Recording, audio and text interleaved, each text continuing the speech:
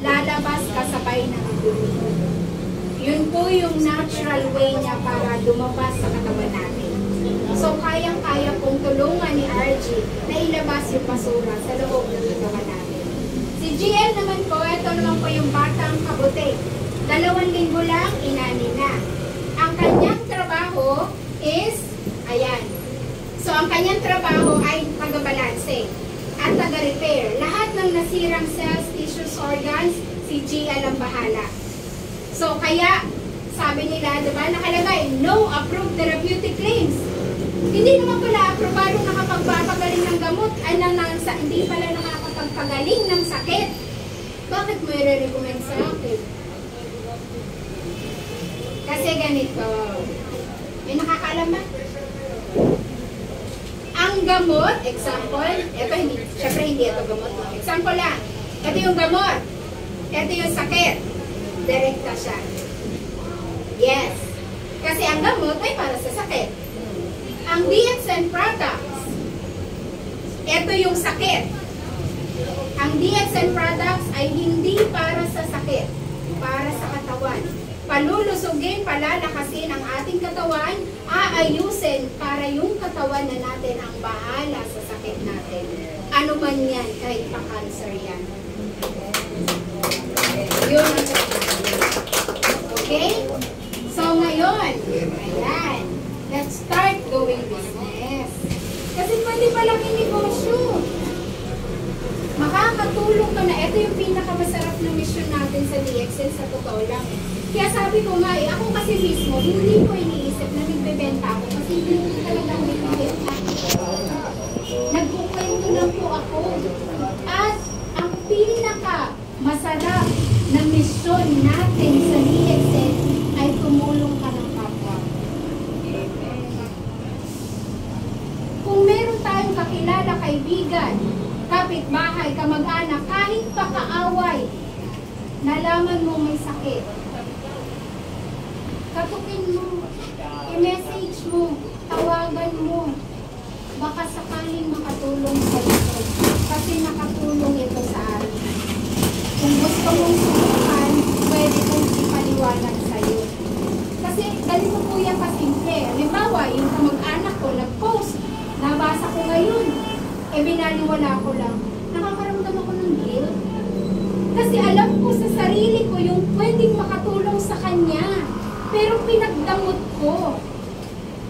Kaya kapag may nababasa ako, nalalaman akong ganyan, ina-approach ko.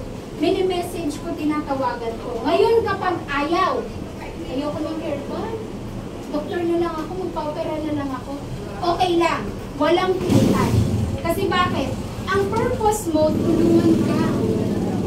Natulungan ako, baka sakaling matulungan ka rin. Natulungan ang mama ko, baka sakaling matulungan ka rin. Ang purpose mo, tulungan siya, hindi para bentahan siya.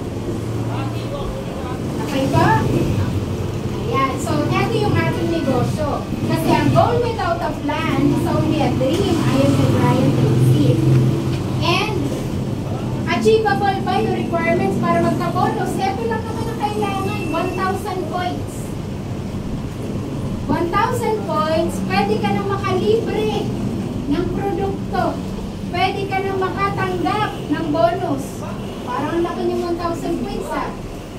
Mga madam, RGGL 90 lang, 850 points na yan. Malalaki po ang puntos. Spirulina, 330 points. Andrew G, 400 points. Sa loob pa yan ng isang buwan. Mula 1 hanggang katapusan ang bilangan. So, kayang-kaya. Higit pa sa 1,000 points. Kasi halimbawa, pag-usapan natin, kape-kape lang muna. So, sa kape, ang isang bag may puntos na 118. Ang kailangan mo, 1,000 points. So, kailangan mo pala siyam na bag ng kape sa loob ng isang buwan. So, ibig sabihin, ang isang bag kasi ng kape may 20 sachet times 9 bags, 180 sachets yan, i-divide natin sa isang buwan, 6 na sachet lang, araw-araw. Ibig sabihin, kung dalawa kayo ng asawa mo sa bahay nyo, 2 na yan. Hanap ka na lang ng 4 na pwede mong bentahan na kapit bahay mo araw-araw. Diba? Madali lang pala, no? And, pwede rin naman ng spirulina. So, ang spirulina, merong 125 points. Makabili ka lang ng 8 bote sa loob ng isang buwan, may 1,000 points ka na. So, pwede rin na on the spot, bumili ka ng 8 bote. I-alok mo yun sa mga kapitbahay mo, especially yung mga kabataan na kulang sa prutas gulay, kulang sa nutrisyon, napakaganda ng spirulina. Kasi si spirulina ay complete food. Kinilala siya ng World Health Organization as most nutritious food on earth. So, ganun siya kaganda. So, 8 bote, ang investment mo dyan, 3,000 pesos lang. O, diba?